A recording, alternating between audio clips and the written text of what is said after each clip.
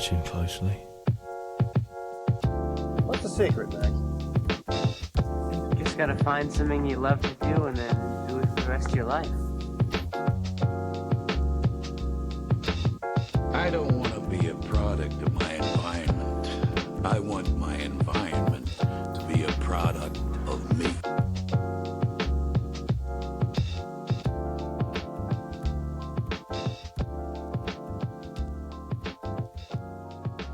Hello, and welcome to The Establishing Shot, a podcast where we usually do deep dives into directors and their filmographies. But today, I am hopping on for a little bit of a break for our usual fare.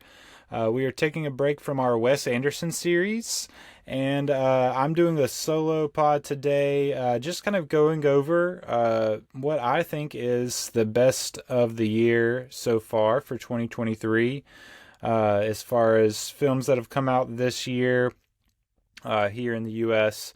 And I'm excited to jump into some of these. So I am going to kind of get right into it.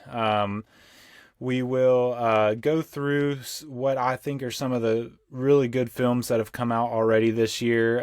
Maybe touch on some honorable mentions towards the end. And maybe just kind of pointing out some maybe that I haven't seen yet that I'm really looking forward to getting to see in the near future. So what I'm going to do, I have seen so far a total of 18 films from 2023. I'm not going to go through all of those. What I'm going to do is I'm going to jump into kind of my top 8 so far, and just kind of go through those, tell you a little bit about them, why I think they're really good.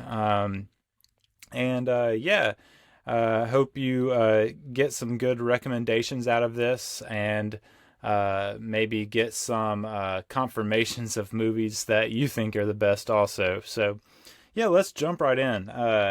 So at number 8, I have a little movie called Skinamarink. Skinamarink is directed by Kyle Edward Ball, first-time feature-length director here. It is sort of has the feel of a found footage horror film. Very interesting. I will say this about this movie. It's not for everyone. I have a friend, Hayden, who has been on the podcast a couple of times, who's really into like the internet creepypasta style of horror films online, and this kind of has that sort of a genre influence, which I'm not familiar with all of that stuff, so I'm not carrying any of that into seeing this. And I just felt like it was a very interesting, experimental, just very modern found footagey kind of horror movie. Basically, the premise is you have these two kids who wake up in their house in the middle of the night, and all the like doors and windows have kind of disappeared from their house, and they're kind of stuck in their house. And I'll just say things get a little creepy. I'll just leave it at that. I found this to be very interesting. Some of the themes of just like what's scary to children, and kind of the effects that things out of their control can have on them. It's like I said, it's very experimental, very low story. There's a lot of like very still shots, very like close-up shots. Like, I don't think you ever see the kids' faces. You see a lot of their feet walking past like a camera that's on the ground. It's almost like, and it's like this very grainy, like almost like a baby monitor kind of. It's like a baby monitor is falling on the floor, and you're seeing these kids kind of walk around the house, watch TV, try to make themselves food. And yeah, like I said, some very, let's say, creepy things start to happen. But yeah, that's my number 8. Skinamarink is the name of that film. You can find it streaming on, there's a horror streaming service called Shudder, Shudder. It's streaming on there. I've never subscribed to that, but I did get a little free trial to check this one out, so I would recommend doing that. My number 7 film is a film that a lot of people, or critics at least, had on their movie list for 2022, and understandably so. It was released in the year 2022, and that is Saint Omer. I am including it in 2023. Usually, how I do that is if it's released in the US 2023, that's what I go by, and this one did have like a limited release earlier this year. So a lot of times they'll have festival runs in the US, but I don't really count that. I only count when there's like a limited release. Saint Omer, it's directed by French director Alice Diop. And it's this really interesting French language film. Basically, like, you kind of get a little bit of courtroom drama in it with these little aside scenes. But basically, there's this novelist who is attending this trial of a woman who has been accused of killing her 15-month-old baby. She's attending this trial to get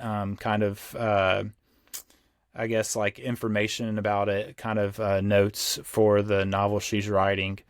And the woman herself is, you kind of realize she's pregnant with her child. And so she's watching this woman, stand on the stand, give testimony, hear the testimonies of the other people in her life.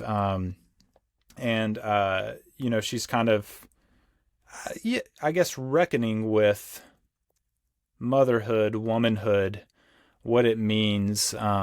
There's like a really, really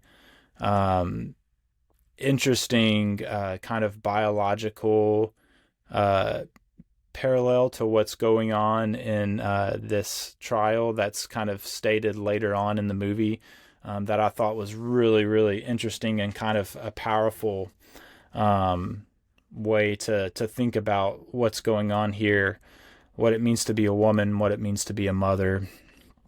I love movies like this that for me really allow me to be able to empathize with an experience that I could, not just that I haven't had, but I could never possibly have. It's a very like heavy story for sure. Saint Omer. It stars, I'm going to try to say these names. Kaije Kagami as Rama, and Guslagi Malanda as the woman, Lawrence Coley, that's on trial. I just thought it was very powerful. The way the camera will sit and just watch the faces of these characters, how they're reacting to what's being said, is just very powerful. That was my number 7 of the year, Saint Omer. My number 6 is the new feature from Kelly Reichardt, who's a director that I'm just growing in my appreciation for, and it's called Showing Up.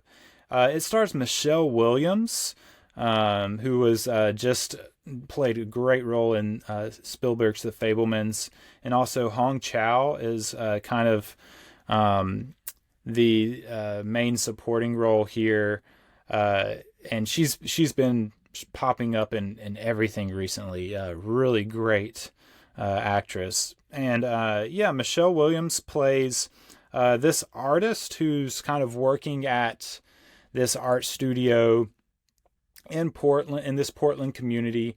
I say she's working at an art studio. She's working at an art college, and you kind of get the feeling that this is somewhere that she went. She's kind of in an admin position, but she's also trying to complete some little sculptures for her own upcoming art show, and it's really like something that I really love about what Kelly Reichardt does with her movies is she has this way of kind of creating these very slow slice of life, movies that really to me, they're just very affecting. They are very human. You really get a feel for whatever she's trying to capture, the humanity of the characters and the situation they're in. So I really appreciate Kelly Reichardt's filmmaking, and this is really interesting. The way there's a lot of aside shots of just college students making art at this art college, and you really get the feel that she just appreciates that art is being made. I think the name of the film comes into play a lot with just showing up. Showing up and doing what this creative activity that you're doing. It doesn't really matter to these students, but mainly just to Reichardt as the filmmaker capturing this. It doesn't really matter is this art good or not. That's not really what she's interested in exploring. It's more of just the artistic endeavor, which I really appreciate. But yeah, this movie it can be slow. It's a very slice of life, but it's also very funny. Michelle Williams' character Lizzie, who's the main character, she has this very you can tell she's very dry, but she's just in this place in life where she feels kind of stuck. Her landlord is also sort of her best friend, but also a competing artist. It's Hong Chau's character, Joe, and she hasn't fixed her Lizzie's hot water. She keeps asking her about that.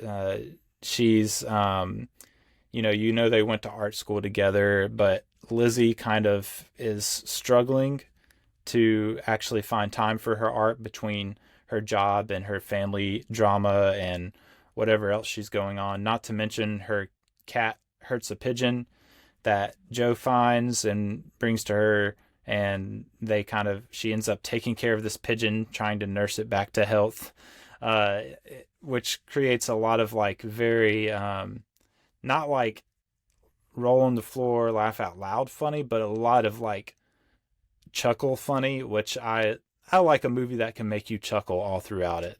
I can appreciate that. And another thing that Kelly Reichardt does really well is to capture what friendships are really like. And the note that this movie ends on, I think is really, really kind of just a nice look at what friendships where friendships go, the kind of ups and downs that they take. And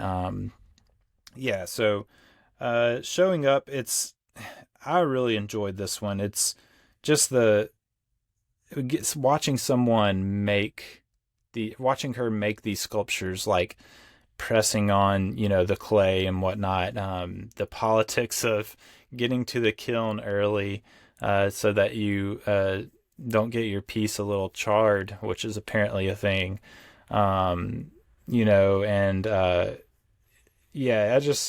You could just tell Kelly Reichardt really appreciates, just like I said, the artistic endeavor. But yeah, that's my number 6, Showing Up. Now, my number 5 film of the year so far is a film by Nicole Hofstetter called You Hurt My Feelings. It stars Julia Louis-Dreyfus. in the main lead role as Beth, and her husband Don is Tobias Menzies. You have a few others. You have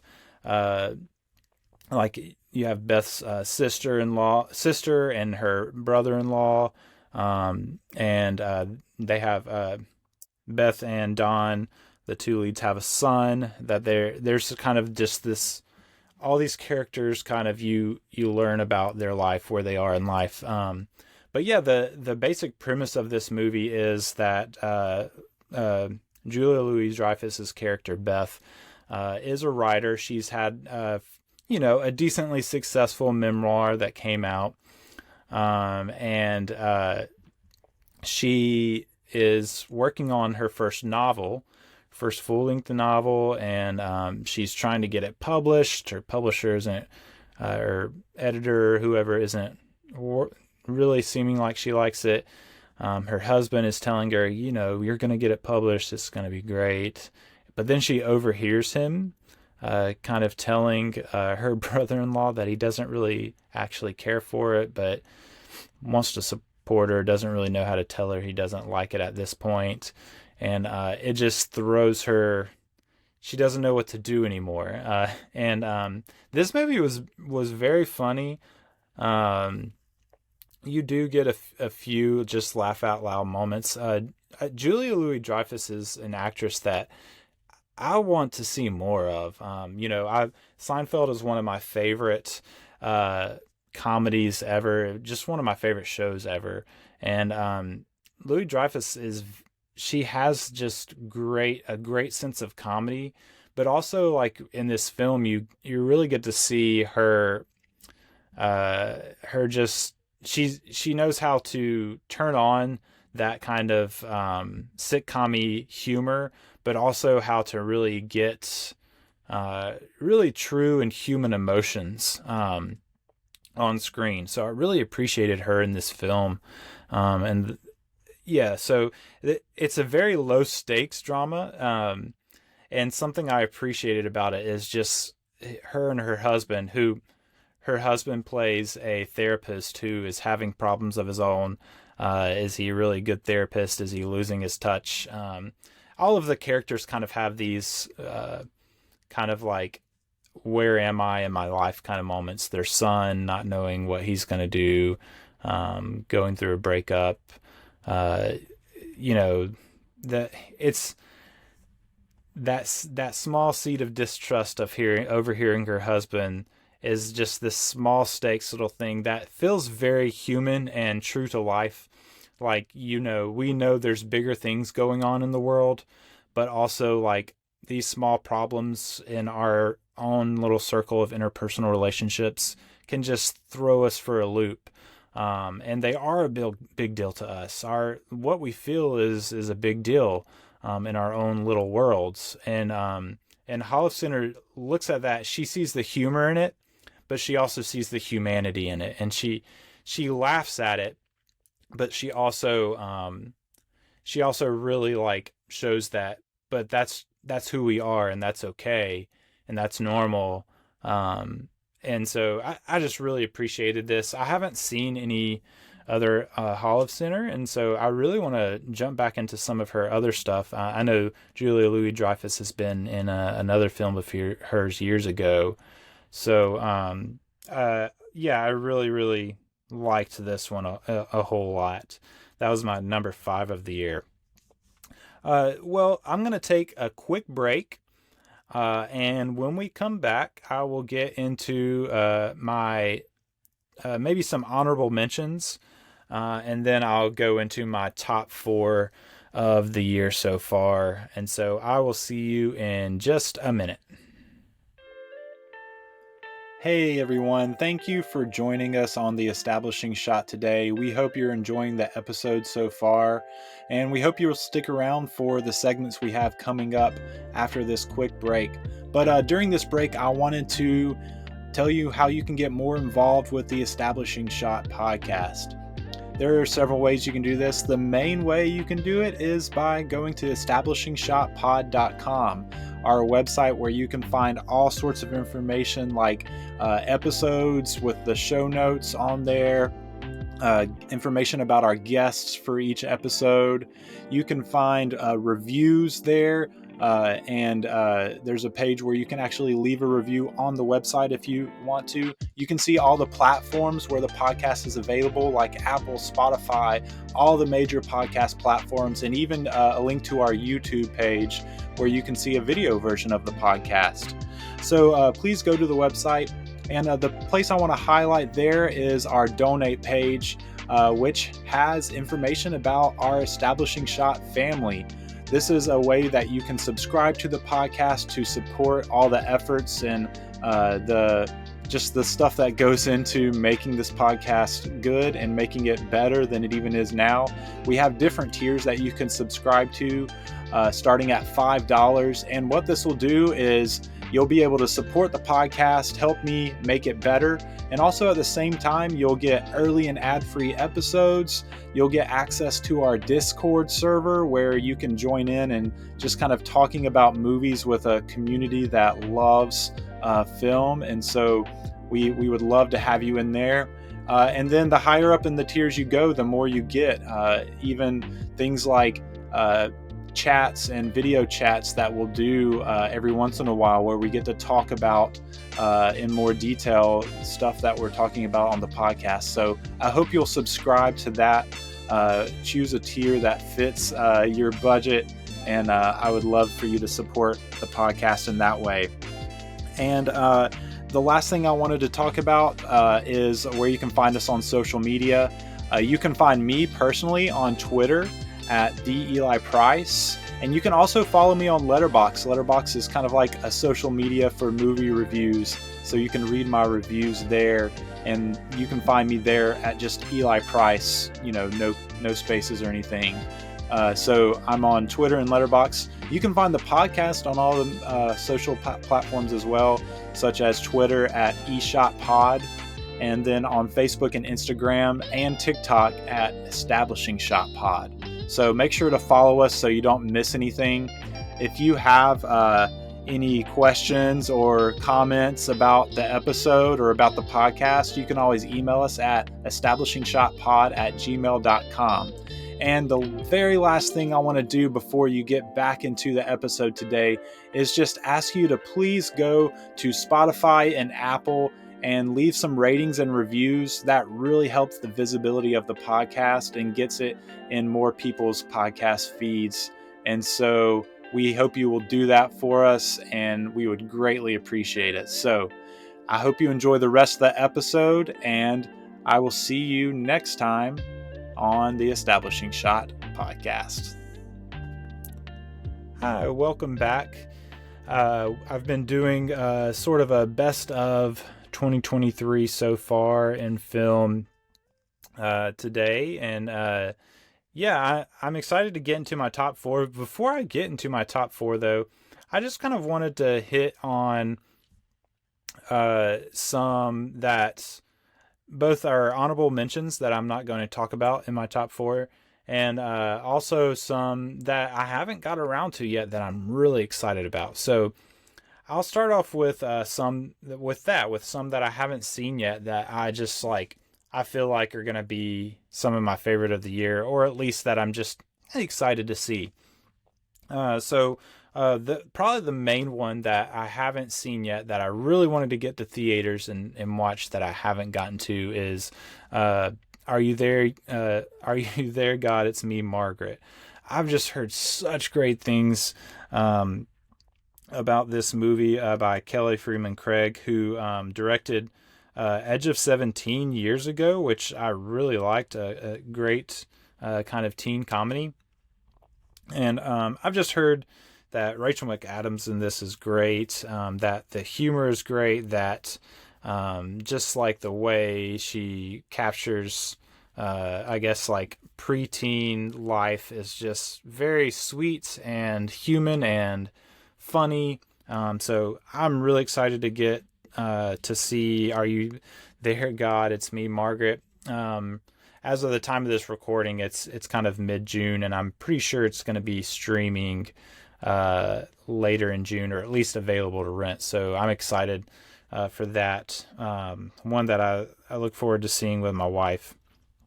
when this comes out to Asteroid City would have come out, and obviously we're going to talk about that on the podcast. It has not come out in wide release yet as of now while I'm recording. What did come out recently that I haven't got to see yet is The Flash. I don't have any of these high hopes that it's going to be this fantastic, great, one of the best superhero movies of all time. But I think I've mentioned on the podcast before that The Flash is my favorite comic book character. So I'm just excited to go see The Flash on screen, kind of, what they do with that story that I'm sort of familiar with, pretty familiar with the storyline that they're going to be trying to cover. So I'm excited to see that. A few others, they're Blackberry by Matt Johnson. I'm excited to see that. It's kind of it seems like it's a biopic, but not really. Just about the company that made the BlackBerry phone back in the day. It's just sounds like it's a very funny, interesting movie. One other one that I heard of recently that sounds really interesting to me is called The Artifice Girl. It's about kind of like it. Obviously, it deals with some AI. It's a little sci-fi picture by a first-time director. So yeah, I really like jumping into movies by first-time directors and seeing what they do. As you can tell, I've already kind of talked about one first-time director, and it's not going to be the first-time feature director that I talk about today, as we will see in just a minute. But before I jump back into my top 4, I did want to mention a few films that I've really enjoyed this year. All of the ones I've talked about so far in my top 8, I have kind of rated like 4 stars or higher, or if you want to use out of 10, that would be an 8 out of 10 or higher. I have one more that was in my number 9 spot, which was John Wick 4. I really enjoyed that one. My favorite since the first one, I think. And man, that guy falls so much in that movie. It's just painful. Another one I really appreciated that didn't quite work as well with me as I've seen it has for others is a movie Close. It's I want to make sure I get this right. It is a film out of Belgium, and Belgium. Yeah, that's right. By a director named Lucas Don't. Again, pronunciation. I'm sorry, Lucas. I probably am not pronouncing your name right. But please forgive me. I'll learn how to say it later. But yeah, it's about these two 13-year-olds that have grown up best friends, and then they're starting to kind of get into that just preteen pubescent period where they're trying to figure out who they are, trying to be not made fun of, and there's a little bit of drifting apart that happens, and it's a very sad film. I feel like it lays on a little too much, but I really, really appreciated the way that it was shot. I did appreciate the story overall, and it was a good film. 2 more. One is a documentary. It's called Jason Isbell, Running with Our Eyes Closed. It is about Jason Isbell, who is a kind of a country folk artist, who's I think is a fantastic songwriter, and that really comes out in this documentary. And then just like, I don't know, it's just a very moving documentary for me as a father and a husband, and just seeing his struggles with his career and his family. I thought it was a pretty well-made documentary. And the last one I wanted to point out is Creed 3. I watched the first two Creeds not long ago because I wanted to see this one too. I really enjoyed the first one a whole lot. Thought it was really well done. A great way to kind of reimagine a franchise without just kind of like remaking it, redoing the same thing again. I thought the second Creed was kind of dropped back into what I just said, kind of just redoing what was already done with the franchise before. And this one kind of steps back into not as good as the first Creed, I don't think. There's some issues with just the writing, I think, and the characters are kind of like, I don't know, not exactly like believable to me fully.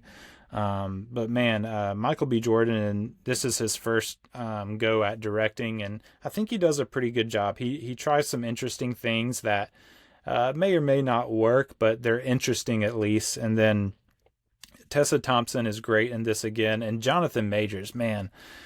I hate that he's having these personal life issues that I don't know what is going to happen with his career because of that, because he's just phenomenal. He's a phenomenal actor. It's hard for me to buy into some of the beats they take with this character, but he sells it even when the writing isn't that great. He's just phenomenal. I first saw him in the movie Last Black Man in San Francisco, and that was one of my absolute favorite movies of 2019. And he's phenomenal in that. He's phenomenal in this. A couple of little tear up moments for me. I did really enjoy Creed 3, so I recommend that too. But yeah, let's get back into my top 4. This next one is, and I'm hoping, I'm pretty sure a lot of these are going to be things that maybe you are aware of but haven't seen, or at least, or a lot of them are probably that you haven't heard of, because a lot of them were just ones that I found from recommendations, from stuff I listen to, stuff I follow, and especially when it comes to first-time directors, you don't really hear a lot about these, so I'm hoping this gives you some. And this is one that you can go on Hulu and watch right now. It's called Rye Lane. It's by first-time feature director Rain Allen Miller, who is a British film director and writer. She kind of captures I think Rye Lane is a street. It's a certain neighborhood in London. Obviously, I'm not British. I'm not from London, so I'm unfamiliar with. It's not something that I would see and be like, oh yeah, they're capturing it so well. But you watch it and you do like get a feel for what this neighborhood is like, which I really appreciate when a director can do that. But yeah, this is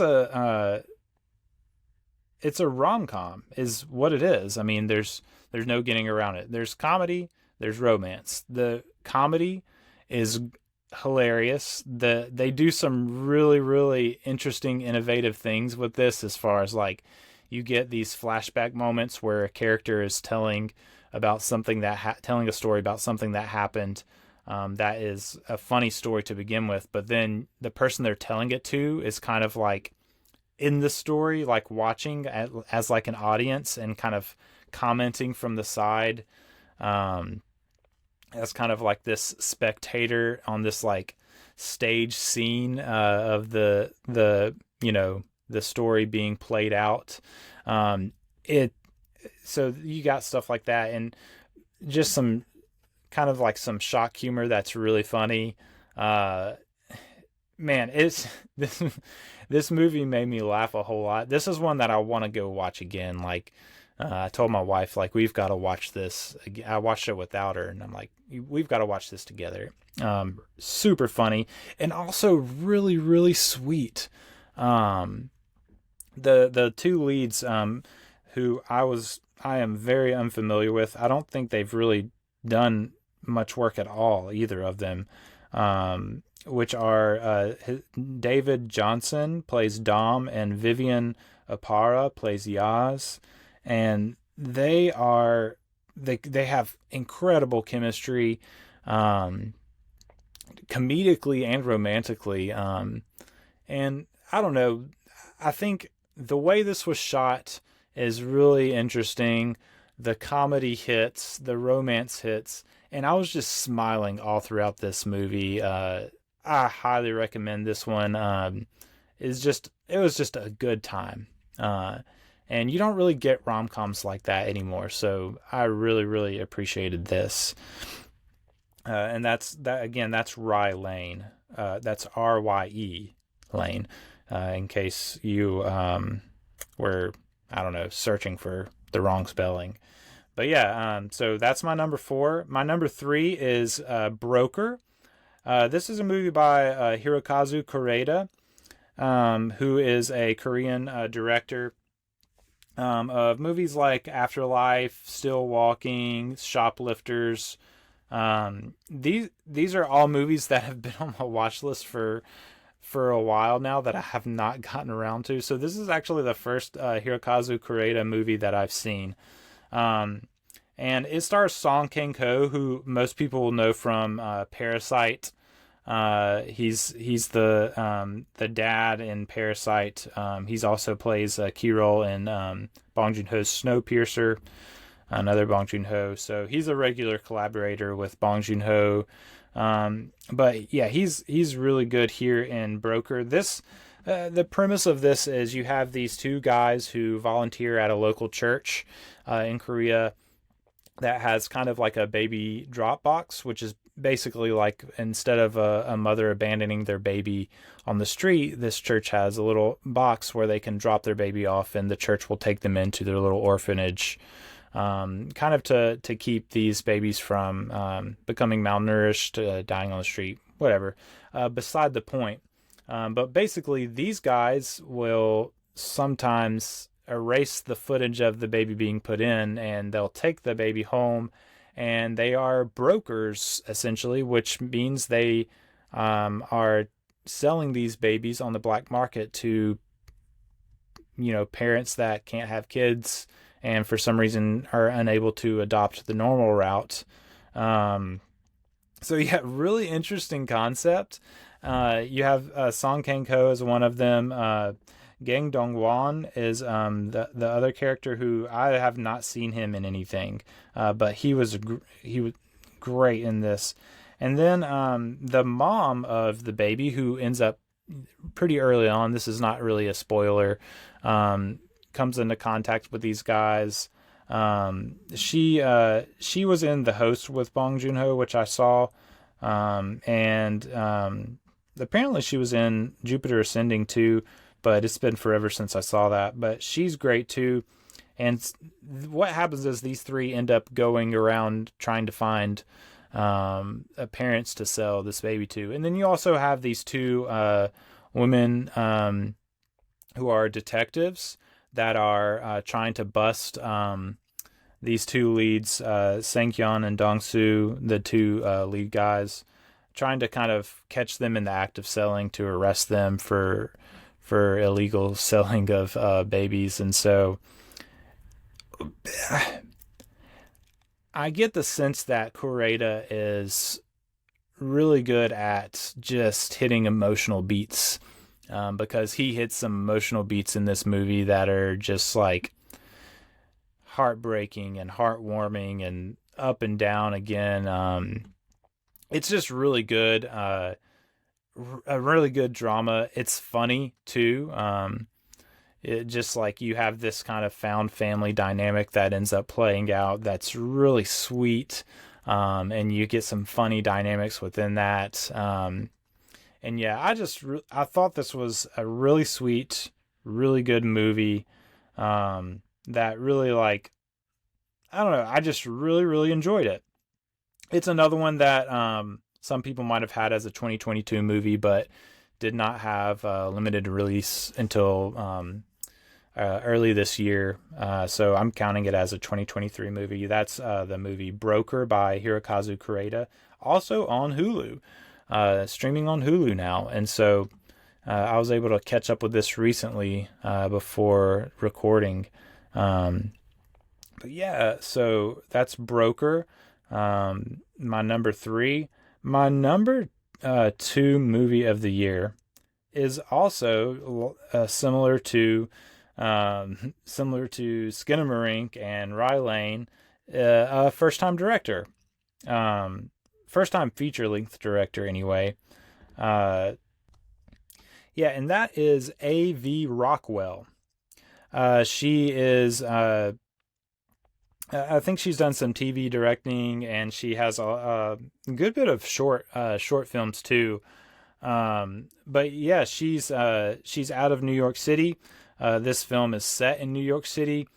It stars Tiana Taylor as Inez, and then you have kind of her boyfriend William Catlett playing Lucky, and then you have her who is the kid who is her son. You kind of see him in 3 phases of life throughout the movie.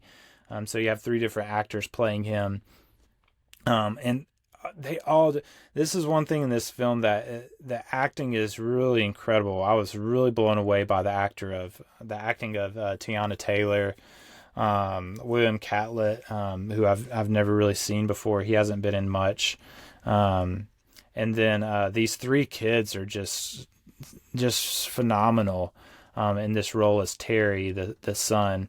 But yeah, the premise of this is you have this mom who is Inez, who has recently been released out of jail. She did some time for you're not really sure, maybe stealing or something like that. But she runs into a kid who you kind of realizes, oh, this is her son. He's in foster care home. And she's not really supposed to be in contact with him, but kind of seeks him out and tries to talk to him anyway. He's kind of standoffish toward her. And then what ends up happening is she takes him. He's in the hospital, and he gets kind of hurt and is in the hospital, and she basically kidnaps him and goes and tries to build their life together. Man, I can't really talk much about this because the drama and the relationship building, the character building throughout this is really incredible. But again, it kind of in a similar vein to Saint Omer, you really get this look at a mother really trying to do the best she can. So again, helping me to build empathy for just something I will never experience. And then Terry as the son, and his experience with his mother and who she is and their relationship, their past. It's just super emotionally affecting. This was kind of climaxing with me watching with wet eyes, and I just found it to be incredibly powerful, and I highly recommend it. It's streaming on Peacock Premium, so you can find it there. Maybe hop on a free trial if you don't have it, and watch this one. It's called, I don't think I ever said the name of the movie. This one is called 1001. And so, yeah, 1001, directed by A.V. Rockwell. Just an incredible movie. And so that was my number 2. My number 1 is not going to be that surprising, and it is Across the Spider-Verse, Spider-Man Across the Spider-Verse. You have 3 directors on this one, Joaquim Dos Santos, Justin K. Thompson, and Kent Powers. Kent Powers also kind of co-wrote Soul and did some he doesn't have director credit, but was basically doing some directing with that one, Soul, a movie that I really liked, a Pixar movie. And he also wrote One Night in Miami, which was directed by Regina King, based on a stage play that I'm pretty sure he's a playwright too. So that's where that comes into play. But he does really good. He really does good, with those emotional beats of the movie. But yeah, Spider-Man Across the Spider-Verse, this has been talked about a ton already, but I guess I would just say what I appreciated with this movie is just the huge accomplishment that it is artistically. I mean, you have, I don't even know how many animators, but tons of animators working on this. And you really need 3 directors to kind of keep everything. You might even need more to keep everything moving and everything in sync. But to be able to take a script and, first of all, how you write this, I don't know. How you write what you see on the screen in a script, I have no clue. But for the animators to see the script and be able to translate that into what you see is, I don't know, it's just an amazing accomplishment. A few things that I really loved about this, you get in the first, so in Into the Spider-Verse, the first of this series, of this kind of what seems like it'll be a trilogy, you get really just the one universe. You get Miles Morales, his one universe. There is a multiverse stuff going on, but it's people are just coming to his, other Spider-Men are coming to his universe. You don't really see any other universes. And in this one, you go to a few different universes and meet Spider-Man there. Spider-Mans, I don't really know how to say the plural of Spider-Man, but yeah, you meet them in their own universes. And what's so incredible to me is that the art for these different universes is all distinct and unique and speaks toward the character, the world they live in, with Gwen Stacy, who is very prominent in this movie. I would say it's just as much her movie as Miles Morales. For this one, her world is very like watercolor. You get these very like watercolory wall backgrounds that sometimes even like look like they're like bleeding down the walls. And the colors that they use really match the emotional beats that are happening in the scene, which I think is really unique and incredible. You get a stint in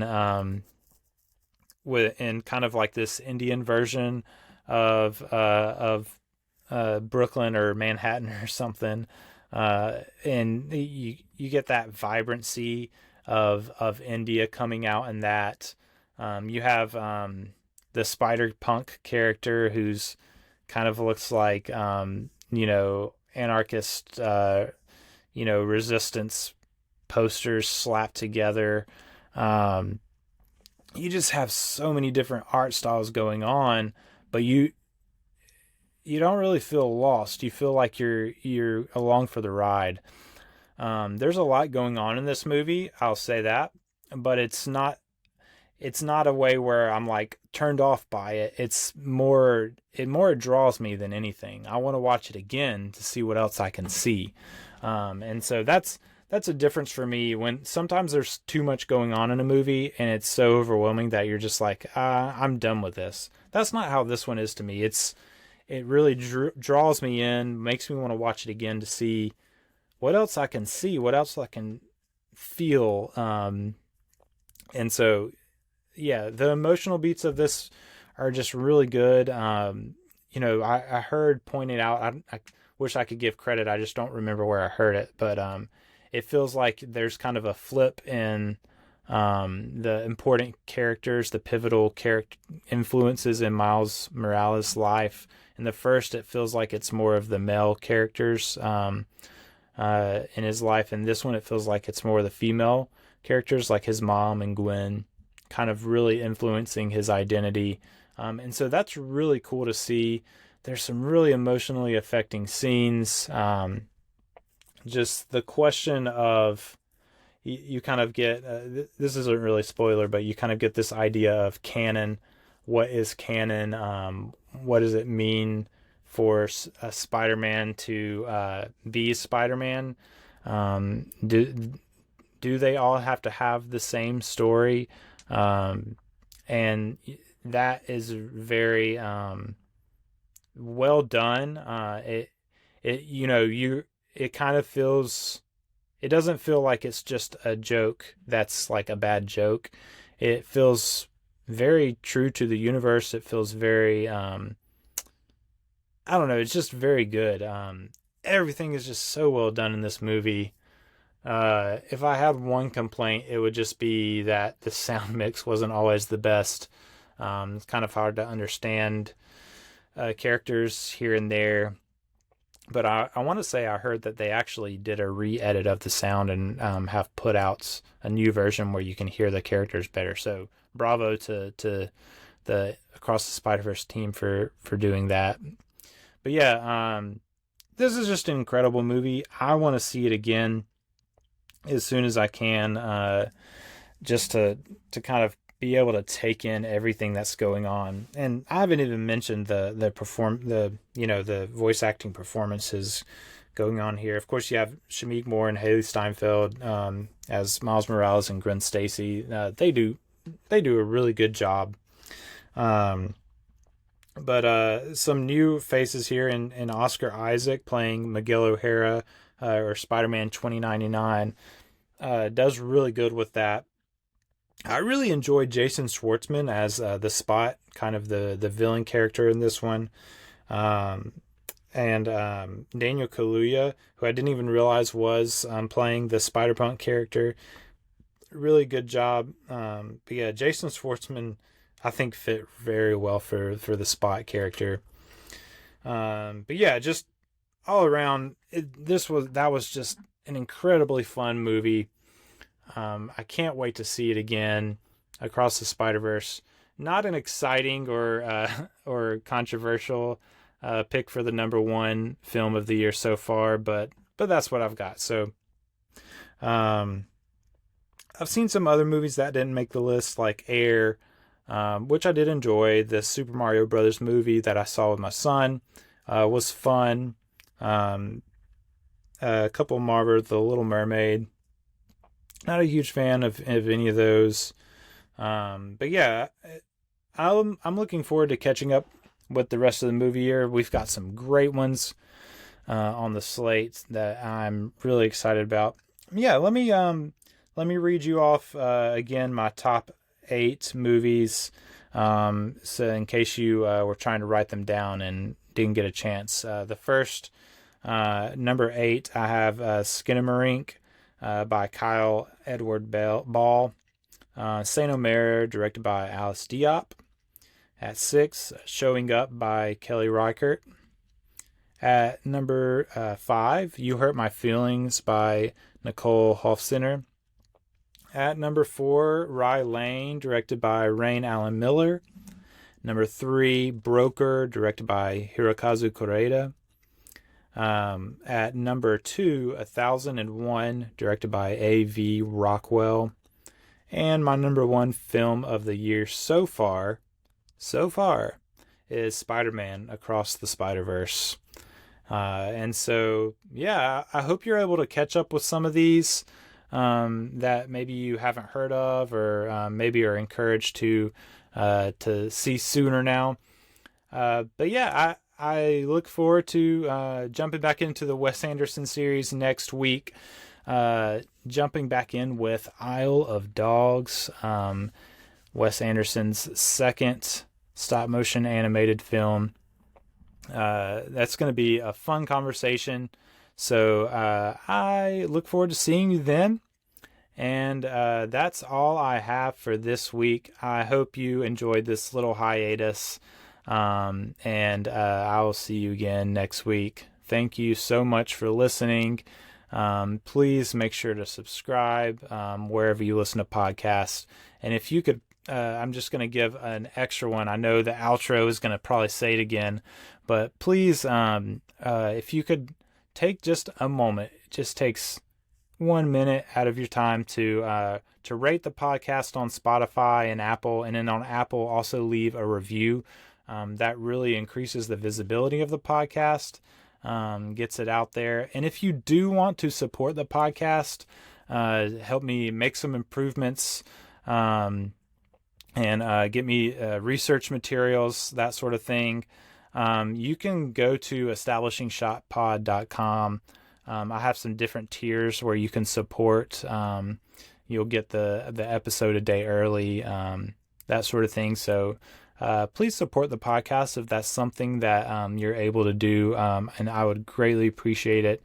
It'll only help me improve things. So, and I know I'm kind of reiterating things that are about to be said again, but I just wanted to take this time on this solo pod to do that, give a little special extra request for those things. But yeah, that's all I have for this week. Thank you so much, and have a great one. Thank you so much for joining us on the Establishing Shot today. We hope you enjoyed the episode and got a lot out of it. Make sure before you go to like and subscribe on all your podcast platforms, and especially on Spotify and Apple. If you could leave a rating and review, that would greatly help the visibility of the podcast, and I would greatly appreciate it.